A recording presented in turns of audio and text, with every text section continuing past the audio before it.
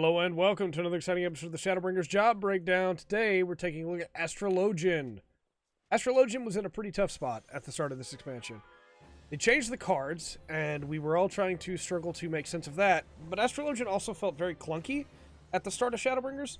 They have fixed a bunch of that, and Astrologian now not only feels a lot more fun to play, but feels like I'm actually contributing to the party now when I'm playing it.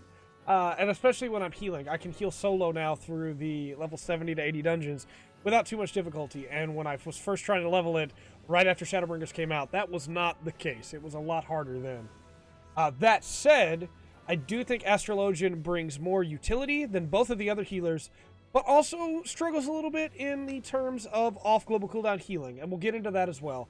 I think it's very solid right now, but could use just a little bit more, as I've said with both the other two healers as well.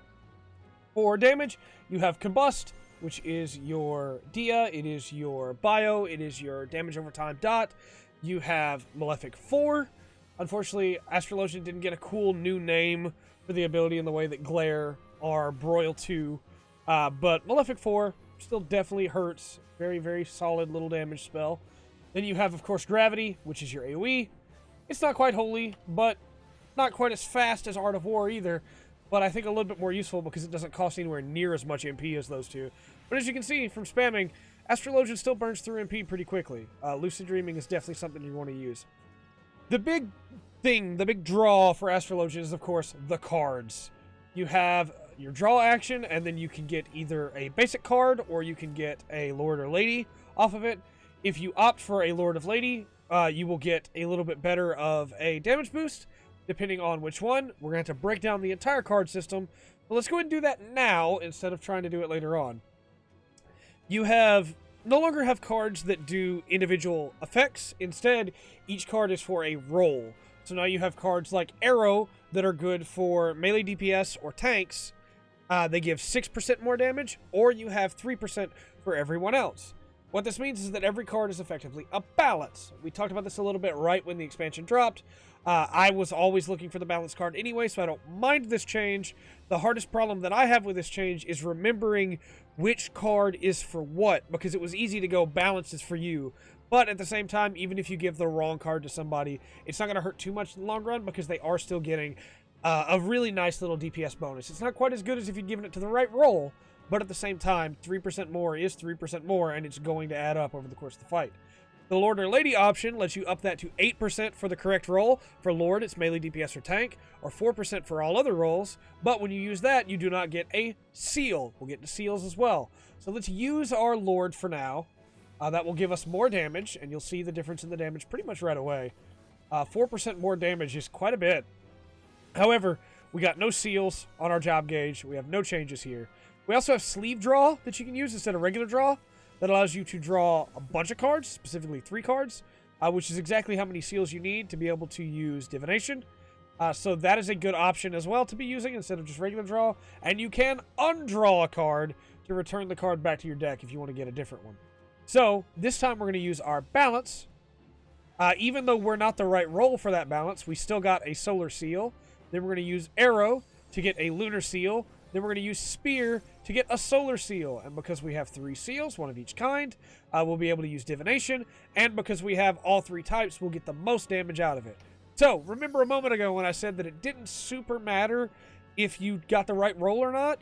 Your main goal is getting Divination. Divination is a flat 6% damage bonus for everybody on the team if you have all 3 seals. For 15 seconds. If you can line that up with a 15-second trick window on Ninja and a battle litany from Dragoon, you are doing incredible amounts of DPS in a very short amount of time. It can be difficult to get all the right seals, but even 4% on top of those other 2 buffs is really good. And it's one of the main reasons that Astrologian synergizes so well with the current meta for high-end content, is because you're able to use Divination to make everybody better all the time, and you're able to use your cards to make everybody better no matter what, while building up for your seals. I do kind of wish that using a card would give you back a little bit of MP. I think that would incentivize you to attack more on an Astrologian, but again, This makes Astrologian very, very useful utility-wise, even if it's not quite as strong healing or damage-wise as Scholar or White Mage, and that balances out really well, I think. That said, you do still have some pretty interesting abilities, and we're going to get into those as well. You have Essential Dignity, which is a charged ability. It means you can use it more than once. It builds up to 2 charges, and it is your big OGCD heal. It's the one you're going to want to use to be able to get that quick heal up. And the lower their health is, the higher potency you get. It can go all the way up to an 1100 potency heal.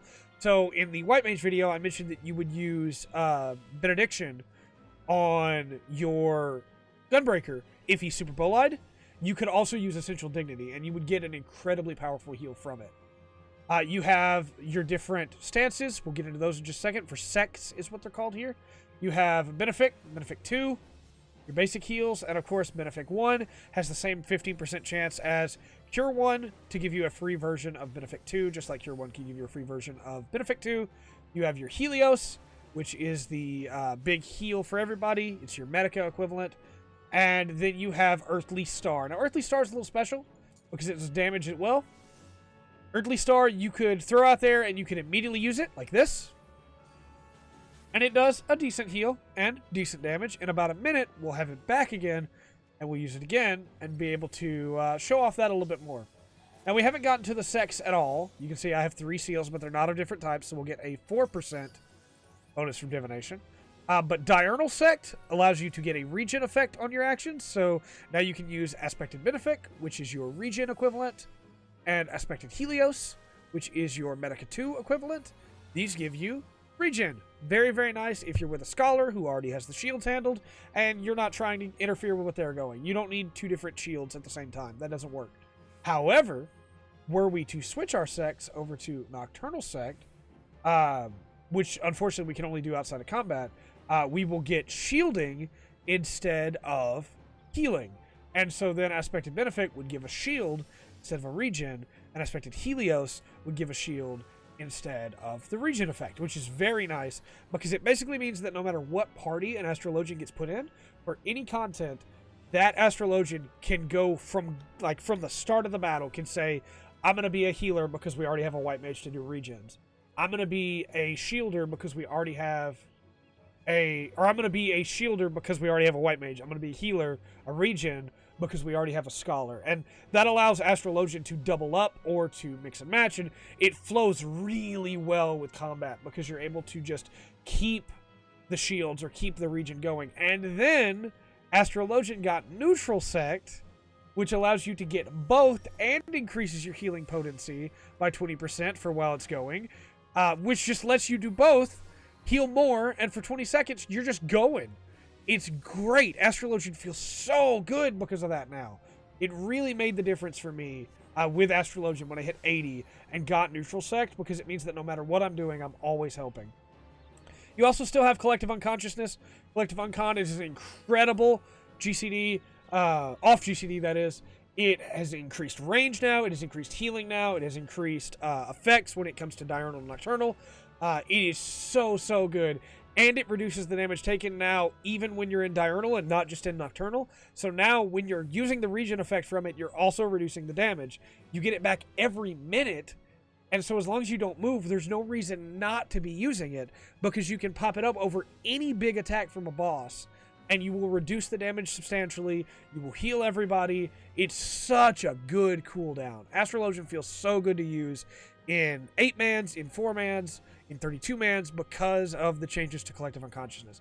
I think the changes they added later on to Astrologian in Shadowbringers really fixed almost all of my problems with Astrologian. You also have Celestial Intersection. I almost called it Celestial Interstition.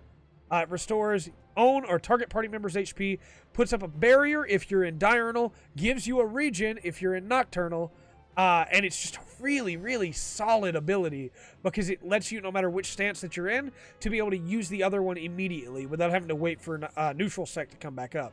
Every 30 seconds you can do this. It's always worth it to be using this ability. You have no excuse not to. It's instant cast. It is just such a good ability to use. You also have Horoscope. Horoscope is really cool. So with Horoscope, if you then use Aspected Helios or regular Helios, you proc a Horoscope which allows you basically to prime the usage of it again. So, like, you could then restore to everybody because I used Aspected and give the regen effect. It's really cool the way that it works. I like this ability a lot, and it was a really good get for Astrologian, especially because, again, you can use it every single minute. As far as the rest of your abilities, you also have Synastry. You are able to use that on a party member, and you create an etheric bond. Basically, anytime that you heal yourself or a party member, the person that you bonded with will get 40% of the heal as well. Utility-wise, Astrologian cannot be beat in the current healing meta. Astrologian is so good utility-wise. You can pop this on the off-tank, heal the main tank, and still be healing the off-tank. If you've got a DPS that has been given a Vuln stack, and you've got raid wides coming, and you know they're going to take a bunch of damage, and Collective Unconsciousness is not available, you can pop Synastry on them, heal the tank, and it will heal them as well. You also have Light Speed. Light Speed is your equivalent to Presence of Mind. It allows you to heal so much faster. It basically gets rid of your cast times. It's so good.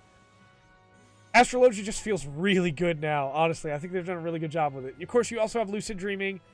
You have Redraw, which we didn't really talk about, but if you draw a card and you wanted a different seal, like let's say we'll do this, and I have a Solar Seal, then we'll Sleeve Draw. This is Celestial Seal.